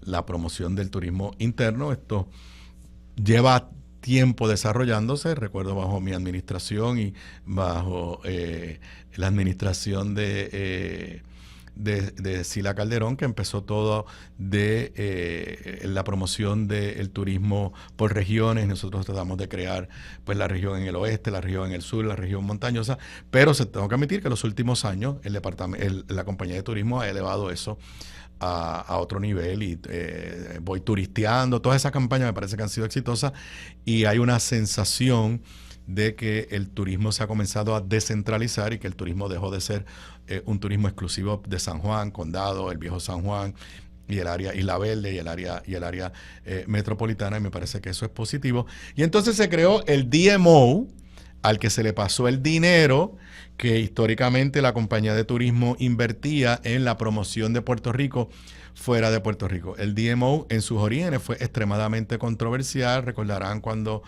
vino el anterior, el que ya renunció recientemente, director ejecutivo, y el sueldo que se le pagaba. Mi percepción, con todas las dificultades, limitación, también creo que el DMO había hecho un buen trabajo. Y lo tengo que decir, uno de los objetivos era de esta legislación de Ricardo Rosselló, no se asusten, estoy elogiándola. Uno de los objetivos era despolitizar todo este tema y darle un alto grado de independencia y de autonomía. Yo recuerdo una de las primeras decisiones que tomó el DMO fue que le quitó la cuenta de la promoción turística en el exterior a la agencia de publicidad del PNP y de Ricardo Rosselló. Y yo creo que eso fue una decisión, una señal de que el DMO iba a actuar con total autonomía e independencia. Inclusive, lo tengo que decir, nunca lo había dicho, como exgobernador me pidieron una cita cuando estaban comenzando porque querían hacerme a mí como exgobernador una presentación de lo que ellos querían hacer. Les recuerdo haberle dado una cita en mi oficina y me quedé muy positivamente impresionado con lo que estaban haciendo.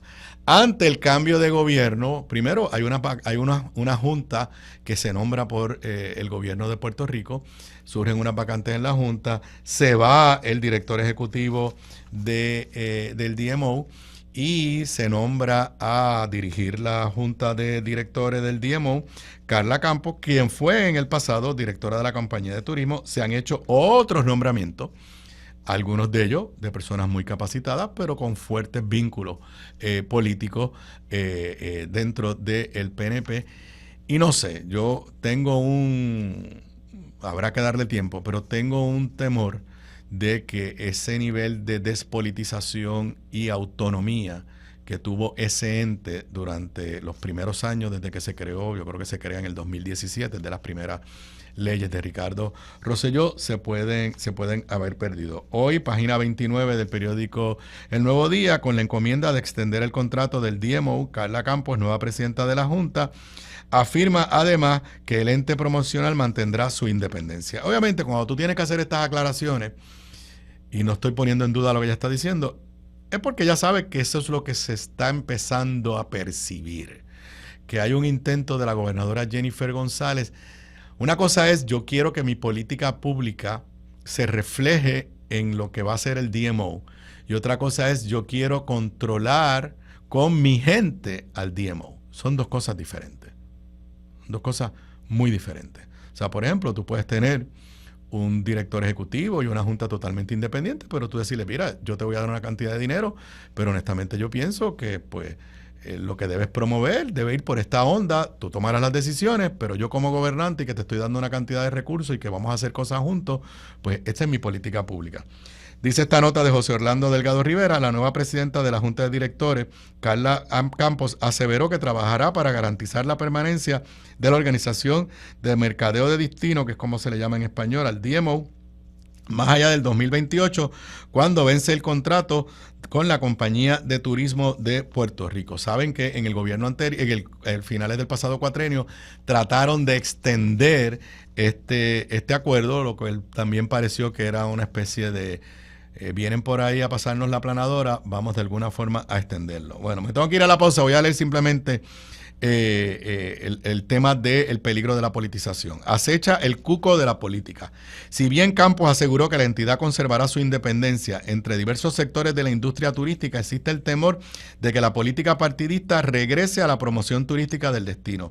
Tras renunciar a su puesto, el ex principal director ejecutivo Brad Dean reveló que tuvo que enfrentar fuerzas políticas que intentaron controlar la organización. Esta es una cita de anteriormente de Dean. Durante 7 años ha habido mucho interés dentro del gobierno, algunos fuera, pero sobre todo dentro del aparato público que se han opuesto, que quieren controlar el DMO. Campos, no obstante, reafirmó que la independencia de la organización está establecida y que prueba de ello es que el liderato de la nueva junta de directores proviene del sector privado. Cita textual: no veo como una junta liderada por miembros del sector privado pueda tener algún tipo de relación con que tengamos algún temor de politización de la entidad. Eso se aborda teniendo una representación del sector privado en el liderato. En el proceso de renovación del contrato entre el DMO y Turismo, Campos aseveró que hay un sentir de que es hora de reconocer y y atender. El principio sostuvo que el DMO debe tener una mejor relación de trabajo con el gobierno. Y ya ahí yo levanto bandera. Dime específicamente qué fue lo que sucedió en los 7 años anteriores, que es una mala relación de trabajo con el gobierno, que era del PNP. Y ahí es que está mi preocupación de cara al futuro. Son las 5:39, regreso luego de la pausa. Aquí de regreso a Sobre la Mesa, para los que me estén sintonizando en vivo, son las 5:46 de la tarde de hoy, miércoles 26 de marzo del 2025. En la pausa estuve tratando, pero no pude ver completo, una entrevista que en el programa Día a Día de Telemundo, Mili Méndez de aquí de Telemundo y de Radio Isla, de Pegados por la Mañana, le acaba de hacer a Josué Colón, el zar de energía. La entrevista dura como 8 minutos, así que en la pausa no la pude ver completa, pero lo que escuché, hice aquí mis anotaciones. Josué Colón habló luego de la reunión esta que tuvo la gobernadora con la Junta de Control Fiscal, habló de otras soluciones, otras alternativas para pagar las pensiones. Cuando Mili le pregunta específicamente, por lo que usted me está diciendo, no se ha descartado que salga ese dinero de una revisión de las tarifas.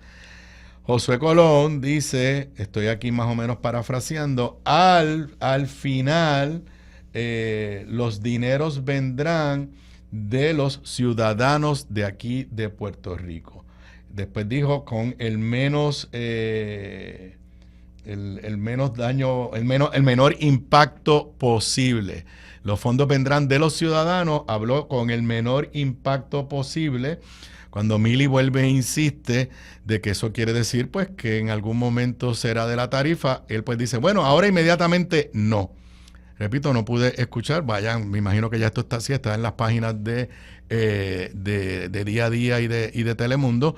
Después que termine, escucharé la entrevista completa y de seguro mañana en Pegado en la Mañana, Mili abundará con sus invitados y con la entrevista que hizo.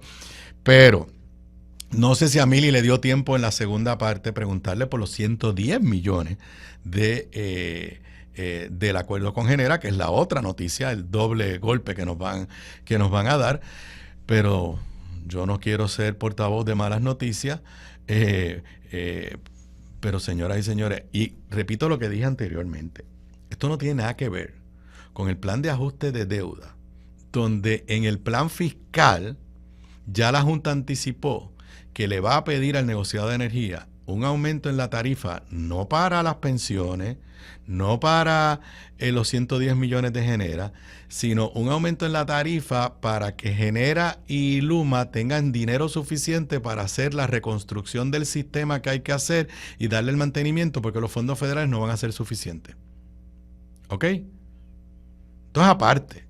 Esto es aparte de lo que finalmente termine el pleito con los bonistas, porque la Junta está diciendo que a los bonistas no le vamos a pagar de dineros de la autoridad, que le vamos a pagar de algún otro pote. Ese pote presumo que lo vamos a saber el viernes cuando la Junta me dice que sobre los 110 millones, me estoy aquí, Mili, voy a tirarte al medio porque tengo que dar la noticia completa, que sobre los 110 millones le dijo que no iba a salir de un alza, pues habrá que ver de dónde salen.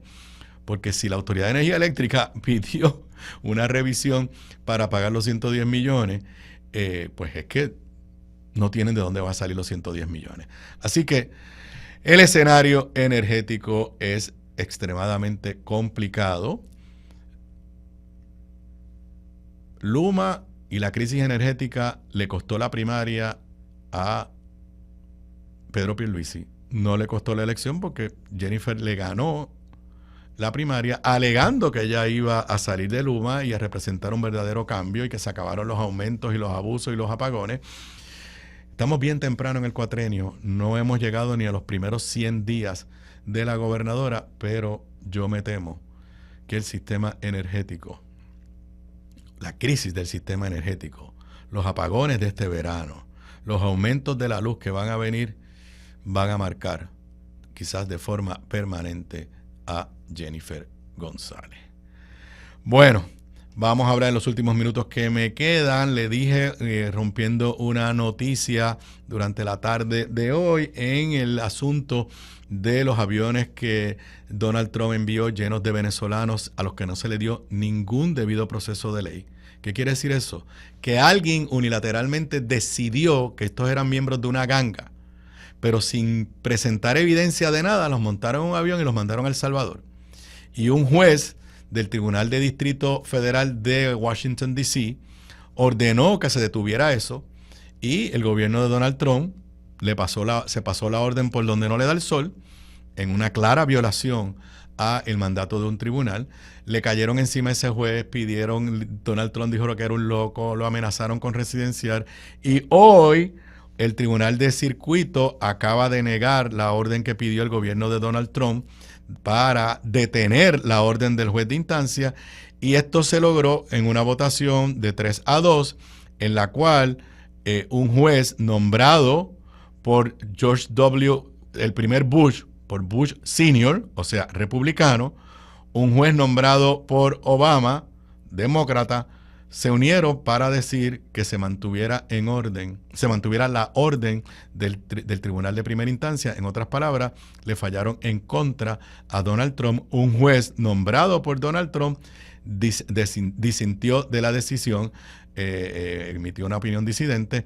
Así que la orden del juez de primera instancia ordenándole al gobierno de Donald Trump que detenga la utilización de esta ley vieja de 1789, que para deportar de forma unilateral y sin darle ningún debido proceso de ley a estas personas, se mantiene firme. Lo otro que quiero, pues obviamente, otro desarrollo que está ocurriendo, que esto es peligrosísimo, señoras y señores, peligrosísimo. Donald Trump está emitiendo órdenes ejecutivas dirigidas específicamente a firmas de abogados, con consecuencias de quitarle, por ejemplo, lo que se llama security clearance. A ese nivel de esos grandes bufetes, hay unos abogados que tienen una validación, una certificación de que pueden atender y participar en ciertas reuniones con cierta información. Está tomando medidas para quitarle contratos, acceso a información a la que tenían derecho, a bufetes por el mero hecho de haber sido bufetes que en algún momento se enfrentaron a Donald Trump, o tener abogados o contratar abogados que en algún momento fueron los fiscales que investigaron a Donald Trump. Nunca en mi vida yo había visto esto de ningún gobierno de los Estados Unidos. Esto es lo que hacen en Venezuela. Sí, esto es lo que se hace en Venezuela, en la Rusia de Putin, en Cuba. Si usted se enfrenta al gobierno, no necesariamente lo meten preso, pero se te convierte en un paria y no puede conseguir contratos y no puede conseguir clientes, todo eso. Se me está acabando el tiempo, pero en el episodio que empecé a mencionar ayer, de lo que ya por ahí le están llamando el Signal Gate. Signal es una igual que WhatsApp, está la que usó Ricky Rosselló, Telegram, y hay otra que se llama Signal, que tiene ciertas medidas de seguridad interna, y es donde el secretario de Defensa puso información sobre el ataque que hizo Estados Unidos a Yemen y que estaba copiado en ese grupo un periodista, el editor en jefe del periódico The Atlantic. El periódico, la revista, porque es más una revista, no había publicado el contenido del el chat porque entendía que había información ahí de seguridad nacional, pero el gobierno de Donald Trump, que son todos unos irresponsables y unos mentirosos, como siempre le echan la culpa a otro y dijeron que ahí no había ninguna información confidencial, que no había ninguna información de seguridad nacional, y el periódico dijo, bueno, pues si es así, voy a publicar íntegramente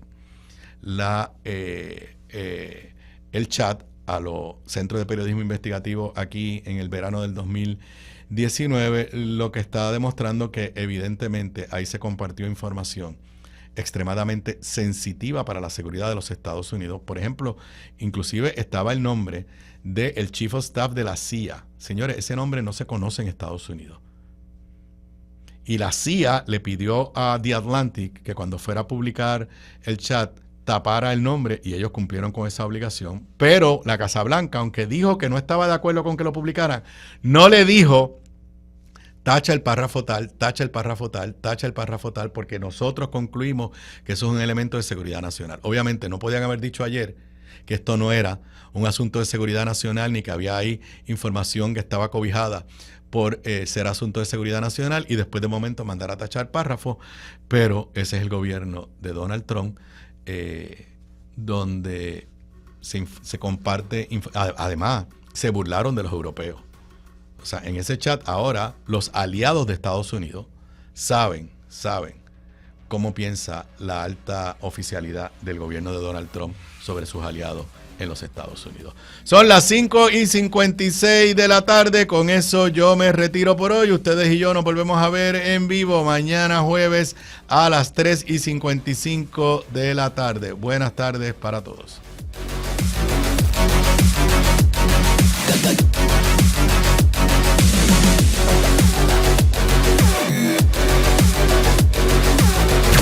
Somos la emisora en la que confía todo Puerto Rico.